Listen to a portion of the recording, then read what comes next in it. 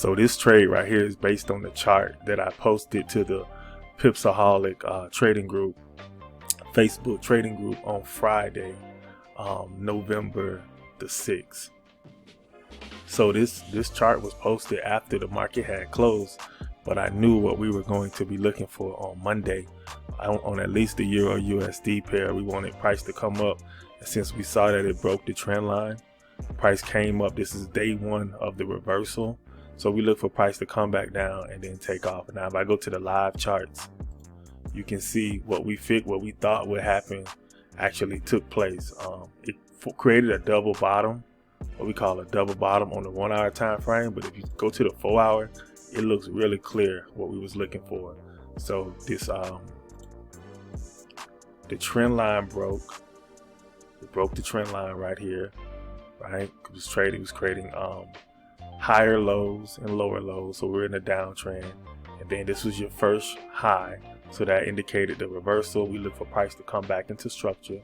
Here's what structure was right here. Here's what structure. Some people call it, support and resistance. Some people call it supply and demand. I just call it structure. So we look for price to come back into this level right here. Right here. That's where we kind of took the trade. So we're currently moving up. We were up about 24 pips. It pulled back a little bit. So we're looking for price to come up to this level right here. We're up 21 pips now. And sometimes what I do, guys, to maximize my profit on my trades, this is a low leverage account right here. So this account is like 50 to 1, pretty low leverage, right?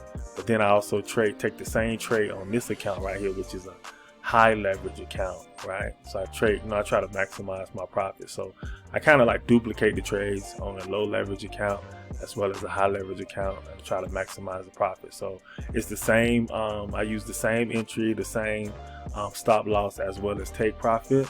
So we'll see how this trade is going to turn out, but keep in mind this is the same trade that I posted to the group on Friday when the market closed. Now we're on Monday, November the 29th. So we'll see how this trade turns out, but I hope you guys was able to catch this move as well. All right, Forex King.